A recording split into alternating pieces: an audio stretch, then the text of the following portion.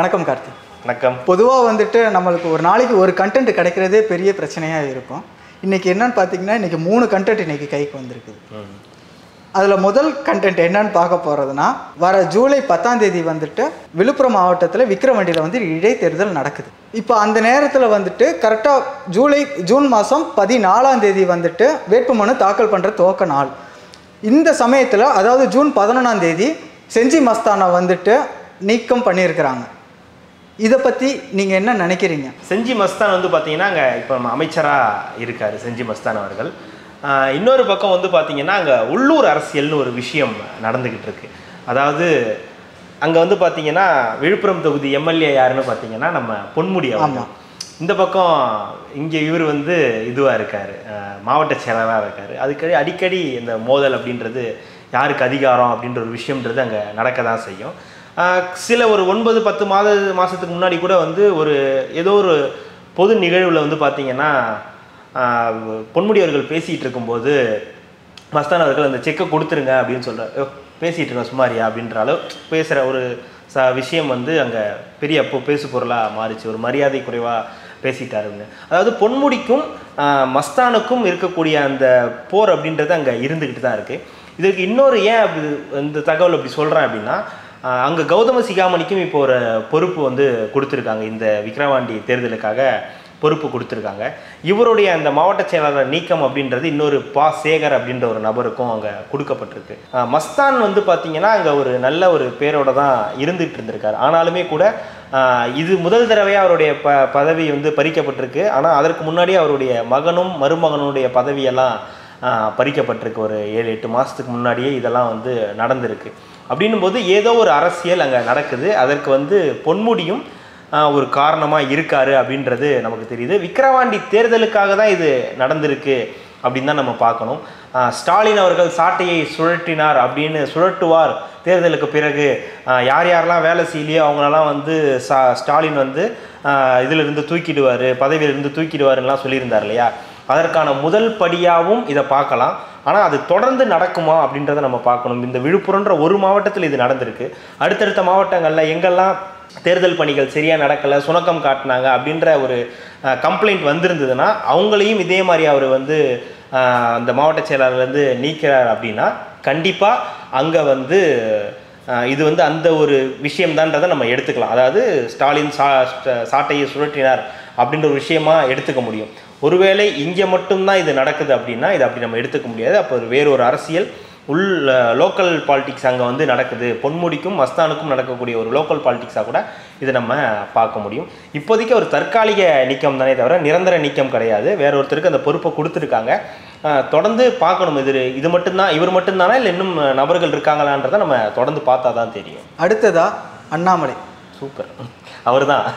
அவர் இல்லாத ஒரு பேட்டி இருக்குமா? கண்டிப்பாக. ஆனால் இன்னைக்கு பேட்டியே கொடுக்க மாட்டேன்னு ஒரு வார்த்தை சொல்லிட்டாரு. எங்கன்னா ஏர்போர்ட்டில் என்ன சொல்லியிருக்கிறாரு அப்படின்னு பார்த்தீங்கன்னா, இனிமேட்டு என்னோட வாழ்நாளில் நான் வந்துட்டு ஏர்போர்ட்டில் பேட்டியை கொடுக்க மாட்டேன்னு சொல்லியிருக்கிறார்.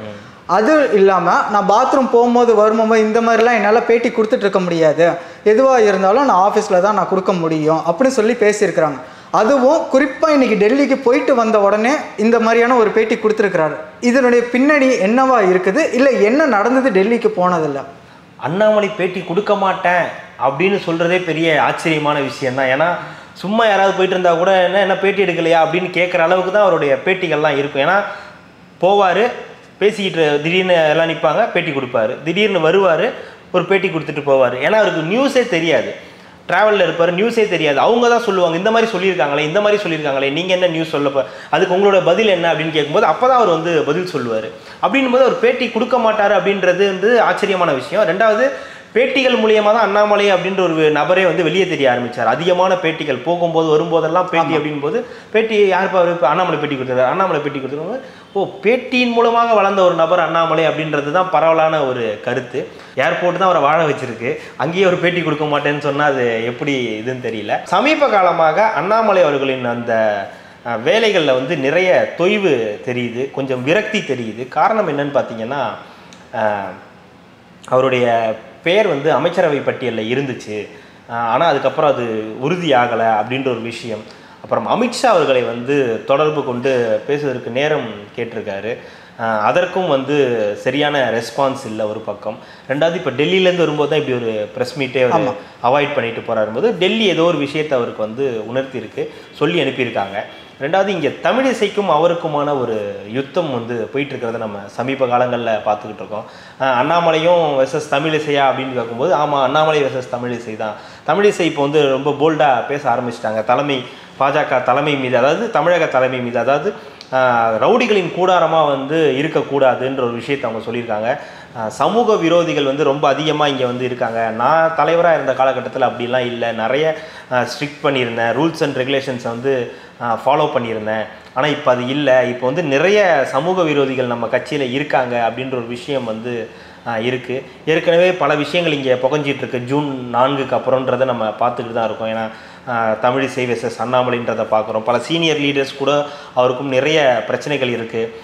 இப்போ தேர்தல் நேரத்தும் போது கூட ஜூம் மீட்டிங் ஒன்று பண்ணாங்க தமிழிசை அவர்கள். அதில் வந்து சில ஆபாச படங்கள் வந்ததுக்கு வந்து நிறைய கண்டனங்கள்லாம் தெரிவித்தாங்க தமிழிசை அவர்கள். ஆனால் யார் பண்ணது அப்படின்னு இன்னைய வரைக்குமே தெரியல. அதுக்கு கம்ப்ளைண்ட்டும் அவங்க கடைசி வரைக்கும் கொடுக்கல அப்படின்னும் போது அது ஒரு பெரிய கேள்வி தானே. அவங்க அப்படி ஒரு விஷயம் நடக்குதுன்னா அவங்க கண்டிப்பாக கம்ப்ளைண்ட் கொடுத்துருக்கணும், ஏன் கம்ப்ளைண்ட் கொடுக்கல அப்படின்ற ஒரு கேள்வி வருது. அதுக்கும் காரணம் இது வந்து அதே லோக்கல் அரசியல் தான், உள்ள நடக்கிற ஒரு பாலிடிக்ஸ் தான் அப்படின்னும் போது இன்னொரு பக்கம் நயினார் நாகேந்திரன் அவர்கள் வந்து 4 கோடி ரூபாய் அவரோட அந்த இது சிக்குனப்போ கூட அதற்கும் காரணம் வந்து அண்ணாமலை அவர்களின் பெயர் தான் வந்து சொல்லப்பட்டிருக்கும் போது நிறைய விஷயங்கள் அவர் பெயர் வந்து அடிபட்டுக்கிட்டே இருக்குது. தன்னை வந்து ஒரு பெரிய நபராக காட்டிக்கணும், தான் தமிழ்நாட்டு பாஜகவுடைய முகமாக இருக்கணும்னு நினைக்கிறாரு. நம்ம பார்த்துருப்போம், வானதி சீனிவாசன் அவர்கள் வந்து பேட்டி கொடுக்கும் போதெல்லாம் இவர் கூட ரொம்ப கஷ்டப்பட்டு இருந்தாங்க. இவர் ஏதோ ஒரு பதில் சொல்லுவார், அதுக்கு ஒரு ஷாக் ரியாக்ஷன் இவங்க கொடுப்பாங்க, என்ன இப்படி ஒரு பதிலை சொல்லிட்ட நீ அப்படின்ற மாதிரி ஒரு பார்ப்பாங்க. அண்ணாமலைக்கு ஒரு விரக்தி வந்திருக்குன்றது தான் உண்மை. ஏன்னா இப்போ சமீபத்தில் ஒரு 2-3 நாட்களுக்கு முன்னாடி கூட ஒரு இன்டர்வியூ மாதிரி கொடுக்கும்போது உங்களை அமைச்சரவை பட்டியலில் உங்கள் பேர் இல்லையா, நீங்கள் டெல்லி போகலையான்னு மாதிரி கேள்விகள் வந்தபோது ஏன் என்னை துரத்துறதுலேயே குறியாக இருக்கீங்க தமிழ்நாட்டில் இருந்து அப்படின்ற ஒரு விஷயத்தை வந்து அவர் முன்னெச்சிருக்காரு. தொடர்ந்து அவர் வந்து கண்காணிச்சிக்கிட்டே இருக்காங்கன்றது இதுலேருந்து நமக்கு தெரியுது. இப்போ நீங்கள் சொல்கிற இந்த விஷயத்தை வந்து நான் பேசும்போது ஒரு மூத்த பத்திரிகையாளர்கிட்ட ஃபோனில் பேசிக்கிட்டு இருந்தேன். அப்போ பேசிக்கும்போது இந்த நியூஸ் வந்துச்சு. சார் இந்த மாதிரி வந்து சொல்கிறாரு சார், அண்ணாமலை வந்து இனிமேல் பேட்டி கொடுக்க மாட்டாராம், அதுவுமே பாத்ரூமுக்கு போகும்போது வரும்போது வந்து பேட்டி கொடுக்க முடியாது அப்படின்னா அவர் சொல்கிறாரு, ஒரு பாத்ரூம் போக தான் ஏர்போர்ட்டுக்கே வராரா அப்படின்ற மாதிரி அவர் ஒரு கவுண்டரை கொடுத்தாரு. அப்படின்னு பொதுவாகவே நம்ம எல்லாருக்கும் அண்ணாமலைன்ற ஒரு நபரை ஒரு 3 வருடமாக தான் தெரியும். அப்படின்னும் போது அவர் எப்படி தெரியப்பட்டாருன்னா இந்த மாதிரி பேட்டிகள் மூலியமாகவும் சில பல சம்பவங்கள் மூலியமாகவும் தான் தெரியப்பட்டார். அப்படின்னும் போது அவர் பேட்டி கொடுக்கல அப்படின்றது பெரிய ஆச்சரியமான விஷயந்தான். பேட்டியே கொடுக்க மாட்டேன்னு சொன்னார்னா அதுக்கு நிறைய காரணங்கள் இருக்கலாம். ஏன்னா டெல்லி தலைமையும் கொஞ்சம் ஏதோ ஒரு கண்காணிக்குதுன்றது ஒரு செய்தியாக தான் இதில் இருக்குது. ஏன்னா இப்போ பார்த்தீங்கன்னா முன்னாள் பாஜக தலைவி தமிழிசை சவுந்தரராஜன், இப்போ பாஜக தலைவராக இருக்கிற அண்ணாமலை, இப்போ இவங்க 2 பேருக்குமே வந்துட்டு அமைச்சர் போஸ்ட் எதுவுமே கிடைக்கல. அப்படி இருக்கும் போது யார் வந்துட்டு முன்னிலையில் வரத்துக்கு ஏதாவது யாரோ ஒருத்தவங்க பிளான் பண்ணிட்டு இருக்கிறாங்களா? இல்லை, டெல்லி வந்து இப்போ ஒரு போயிட்டு வந்திருக்காரு இல்லையா, கண்டிப்பாக ஏதாவது ஒரு இன்ஸ்ட்ரக்ஷன் கொடுக்காம அவர் இப்படி சொல்கிறதுக்கான வாய்ப்புகள் வந்து ரொம்ப ரொம்ப குறைவு. ஏன்னா அவர் வந்து டெல்லி போயிட்டு வரும்போது எப்போ பார்த்தாலும் அவர் ப்ரெஸ் மீட் கொடுப்பாரு, நம்ம பார்த்துருக்கோம் ஏர்போர்ட்டில் வச்சு கொடுக்கும்போது. ஏன் இப்போ கொடுக்க மறுக்கிறார் அப்படின்னா டெல்லி தலைமை சொல்லி அனுப்பியிருப்பாங்க, நீங்கள் ப்ரெஸ் மீட் இனிமேல் கொடுக்காதீங்க, இந்த இடத்துல கொடுக்காதீங்கன்ற ஒரு விஷயத்த உறுதியாக அவங்க வந்து சொல்லியிருப்பாங்க. அதன் காரணமாக தான் அவர் கொடுக்காம போயிருக்காரு. ரெண்டாவது தமிழிசைக்கும் வந்து அமைச்சரவையில் இடம் கிடைக்கல. ஸோ அப்போ அவங்க வந்து ஒரு ஆளுநராக இருந்து ராஜினாமா பண்ணிவிட்டு இந்த இடத்துக்கு வந்திருக்காங்க. அப்படின்னும் போது கண்டிப்பாக தமிழிசைக்கும் ஏதாவது ஒரு வகையில் அவங்க ஒரு பதவியை ஏதாவது ஒரு கொடுக்க வேண்டிய நிர்பந்தம் டெல்லி தலைமைக்கும் இருக்க தான் செய்யுது. ஸோ அதனால் தமிழிசையை தலைவராக ஆக்கவும் கூட வாய்ப்பு இருக்குது. அதன் விரக்தியின் வெளிப்பாடாக கூட அண்ணாமலையின் இந்த பேச்சு இருக்கலாம். எல்லாமே வந்து மேலே இருக்கிறவன் சொல்கிறது தான், இவங்க முடிவு பண்ணுறது எதுவுமே கிடையாது. இத்தனை நாள் வந்து இவர் முடிவு பண்ணி எதுவுமே பேசுனது கிடையாது. அங்கே என்ன சொல்கிறாங்களோ அதன்படி தான் இவர் இங்கே கேட்பார். டெல்லி தலைமை சொல்லி அனுப்பியிருக்கோம், அதன் வெளிப்பாடாக தான் இந்த பேச்சு இருக்குது அப்படின்றது தான் இதில் விஷயமா இருக்குது. ஏன்னா அமித்ஷா அவர்களை பார்க்குறதுக்கு நேரம் கேட்டார், ஒதுக்கலை, அமைச்சரவையில் இடம் கிடைக்கல, தமிழ்நாட்டில் இந்த பாராளுமன்ற தேர்தலில் படுதோல்வினா அவருடைய தொகுதியில் தோல்வி, பல இடங்களில் வந்து 11% வரைக்கும் வாக்குகள் வாங்கியிருக்காங்கன்னு சொல்லப்பட்டாலும் அதெல்லாம் நீங்கள் எத்தனை தொகுதியில் போட்டிங்கன்றதை வச்சு தானே தவிர நிரந்தரமான ஒரு 11% வாக்குகள் வந்து இன்னும் பாஜக, ஏன்னா பாமகவும் எல்லாம் சேர்ந்த ஒரு வாக்குகள் தான் அவங்களுக்கு வந்திருக்கு. வளர்ச்சி அடைஞ்சிருக்கு, அதை நம்ம இல்லைன்னு சொல்லலை. முன்னை விட இப்போ அவங்க நல்லா வளர்ந்துருக்காங்க தமிழ்நாட்டில். ஆனால் இந்த 11% உறுதியான இதுதான் கேட்டால் அதுவும் கிடையாது அப்படின்றது தான். இது எல்லாமே சேர்ந்த ஒரு விரக்தியின் வெளிப்பாடு தான் அண்ணாமலை அவர்களோட அந்த பேச்சில் நம்ம வந்து தெரிஞ்சுக்க வேண்டியது. செல்வ பெருந்தகை ஒரு டாக் கொடுக்குறாங்க. எப்படின்னு பார்த்தீங்கன்னா, நாம் வந்துட்டு என்றைக்குமே வந்துட்டு தனி கட்சியாக தான் இருக்கணும், கூட்டணி கட்சியை நம்ம எவ்வளோ நாள் நம்ம நம்பிட்டு இருக்கிறது அப்படின்ற மாதிரியான ஒரு பேச்சு, சர்ச்சையான பேச்சு ஒன்று பேசியிருக்கிறாங்க. இதுக்கு வந்துட்டு பதில் கொடுக்குற மாதிரி EVKS இளங்கோவன் ஒரு பதில் கொடுக்குறாங்க. அது என்ன மாதிரியான பதில்? இல்லை செல்வ பெருந்தகை இந்த மாதிரி பேசுகிறதுக்கு ஏதாவது பின்புலன் ஏதாவது இருக்குதுங்களா? அதாவது இந்த பேச்சு அப்படின்றது இன்னைக்கு நடந்தது. அதாவது காங்கிரஸ் கட்சி நிர்வாகிகள் கூட்டம் அப்படின்னு நடக்கும். அதாவது அவங்களோட தனி கட்சி, அவங்களுக்கு கட்சியானர் மட்டும் இருக்கக்கூடிய ஒரு நிர்வாகிகள் கூட்டம். அந்த கூட்டத்தில் செல்வ பெருந்தகை அவர்கள் என்ன சொல்கிறாருன்னா, ஒருத்தரை சார்ந்தே நம்ம இங்கே இருக்கோம், நம்ம தனிச்சு நிற்கணும் அப்படின்ற ஒரு விஷயத்தை வந்து அவர் பேசுகிறாரு. அவர் இன்னைக்கு முதல் தடவை பேசல, ஏற்கனவே ஒரு தடவை அதை பேசியிருக்காரு, இன்னைக்கு 2வது தடவை. அப்போனா திமுகவுக்கும் அவருக்கும் ஏதோ ஒரு விரோதம் இருக்கா அப்படின்னு கேட்டிங்கன்னா அந்த மாதிரி விரோதம் எதுவும் பின்னணியில் இல்லை. அவரும் திமுகவோட நல்ல இணக்கமான ஒரு நபராக தான் இருந்துக்கிட்டு தான் இருக்கார். இதற்கு முன்னாடி அவர் வந்து பார்த்திங்கன்னா காங்கிரஸில் கிடையாது, விடுதலை சிறுத்தைகள்லாம் இருந்திருக்கார். விடுதலை சிறுத்தைகள் இருக்கும்போதும் அவர் ஒரு நல்ல ஸ்டாலின் அவர்களோட நல்ல நட்பில் தான் இருந்திருக்காரு, திமுகவினரோடும் நல்ல நட்பில் தான் இருந்திருக்காரு. அப்படின்போது தன்னை முன்னிலைப்படுத்துகிற மாதிரியான சில விஷயங்கள் அவர் வந்து இப்போ பண்ணிக்கிட்டு இருக்காரு. இப்போ எப்படி நம்ம அண்ணாமலை அவர்களை பற்றி பேசுகிறோமோ அந்த மாதிரி செல்வ பெருந்தகை அவர்கள் ஒரு தலைவராக இருக்கும்போது தான் தனித்துவமாக தெரியணும், தனிச்சு தெரியணும்னு நினைப்பாங்க இல்லையா? அந்த மாதிரி ஒரு விஷயம் மாநில கட்சியான பாஜக அண்ணாமலை எப்படியோ அதே மாதிரி காங்கிரஸ்க்கு மறந்துட்டு எல்லாம் எனக்கு தெரிஞ்ச எல்லாரும் மறந்துட்டு பேசுறாங்கன்னு நினைக்கிறேன். இப்போ திமுகவினர் பேசுறாங்கன்னா அது வேற, அவங்களுக்கு ஒரே இடம் தான் தமிழ்நாடு, அவங்க தான் கட்சி, அவங்க என்ன வேணாலும் பேச முடியும். உங்களுக்கு எல்லாருக்குமே ஒரு பாஸ் மேலே இருக்காங்க. உங்களுக்கு அந்த பக்கம் போனீங்கன்னா மோடி அமித்ஷான்ற பாஸ் இருக்காங்க, இந்த பக்கம் வந்தால் சோனியா காந்தி, ராகுல் காந்தி, பிரியங்கா காந்தின்னு ஒரு குடும்பமே வந்து பாஸாக இருக்குது. அப்படின்னும் போது நீங்கள் தனித்துவமாக எதுவுமே தனிச்சு பேச முடியாது. இப்போது செல்வ பெருந்தகை அவர்கள் சொன்ன கருத்து வந்து பார்த்தீங்கன்னா காங்கிரஸோட கருத்து கிடையாது, அது செல்வ பெருந்தகையோட கருத்து தான். காங்கிரஸின் கருத்து வந்து அப்படி இருக்க வாய்ப்பு கிடையாது. ஏன்னா EVKS இளங்கோவன் சொல்கிற மாதிரி 40க்கும் 40 ஜெயிச்சிருக்காங்க, 9 தொகுதிகளில் அவங்க ஜெயிச்சிருக்காங்க. 2021 அவங்களுக்கு தொகுதிகள் ஒதுக்கப்பட்டு அதுலேயும் அவங்க வந்து வெற்றியை வந்து ருசிச்சிருக்காங்க. அப்படின்னும் போது உடனடியாக இந்த கூட்டணியிலேருந்து வெளியேற வேண்டிய அவசியம் காங்கிரஸுக்கு இப்போதைக்கு கிடையாது. ஏன்னா 2026 தான் தேர்தல். அப்படின்னும் போது செல்வ பெருந்தகை வேறு எதுவும் கணக்கு வச்சிருக்காரா என்னன்னு தெரியல.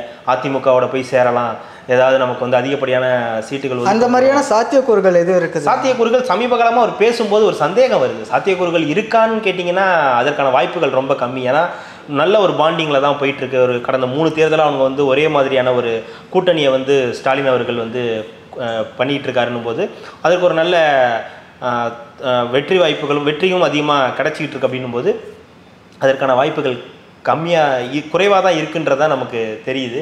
ஆனால் செல்வ பெருந்தகை அவர்கள் ஏன் அப்படி பேசணுன்ற ஒரு கேள்வி வரதான் செய்யுது. இது தேசிய தலைமை கண்டிப்பாக இந்த பேச்சை வந்து இப்போதைக்கு ரசிக்காது அப்படின்றது தான் செய்தி. ஏன்னா இப்போ தான் வெற்றியை 40 தொகுதிகளில் வெற்றி பெற்று கொடுத்துருக்காங்க. ஏன்னா அவங்க இந்தியா கூட்டணியோட மொத்த வெற்றியே 231, அதில் 40 வந்து தமிழ்நாட்டுடையது. அப்படின்னும் போது உறுதியாக இப்போதைக்கு கூட்டணியிலேருந்து விலகுவதற்கான வாய்ப்புகள் இல்லை.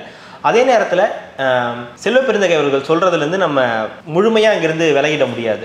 இல்லை EVKS இளங்கோவன் சொல்கிறது தான் சரி, 40க்கு 40 நம்ம வின் பண்ணி கொடுத்துருக்காங்க, ஸ்டாலினும் திமுகவும் இல்லைனா இதுக்கெல்லாம் வாய்ப்பு கிடையாது அப்படின்னு எல்லாமே சரிதான்னாலும் கூட அப்போ நீங்கள் தனிச்சு நிற்கிறதுக்கான வாய்ப்புகளே இல்லையா? தனிச்சே நிற்க போகிறது இல்லையா? நீங்கள் கடைசி வரைக்கும் கூட்டணியில் தான் இருக்க போகிறீங்களா?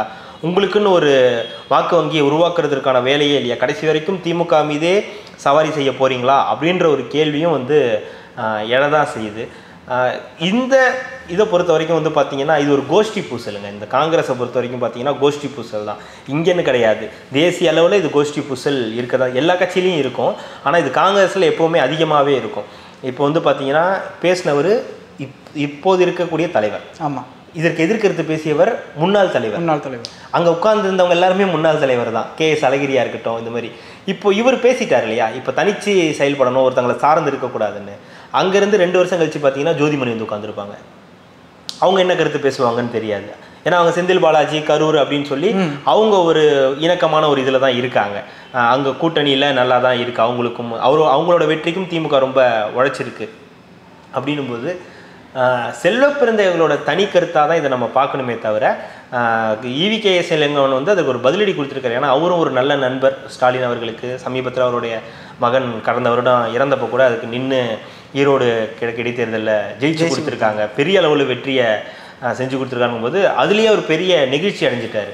இந்த அளவுக்கு உழைச்சி நம்ம வந்து ஒரு வெற்றியை கொடுத்துருக்காங்க அப்படின்றது அவருக்கு மிகப்பெரிய சந்தோஷம். அதனால் அவரும் வந்து இப்போதைக்கு அங்கேருந்து வெளியே வரணுன்றதெல்லாம் எண்ணம் கிடையாது. ஸோ இது இவங்களுக்குள்ள ஒரு கோஷ்டி பூசல். செல்வ பெருந்தகை தன்னை வந்து முன்னிலைப்படுத்திக்கணும் அப்படின்ற ஒரு விஷயமாக தான் இதை பார்க்கணுமே தவிர இது காங்கிரஸோட கருத்தாவோ தேசிய காங்கிரஸோட ஒரு எண்ணமாவோ இதை நம்ம எடுத்துக்கணுன்ற அவசியம் கிடையாது அப்படின்றது தான் இதில் நம்ம பார்க்க வேண்டியது. இதே மாதிரியே கண்டென்ட்டை பற்றி நம்ம இன்னும் தொடர்ந்து விரிவாகவும் நம்ம பேசுவோம். மிக்க நன்றி. மிக்க நன்றி.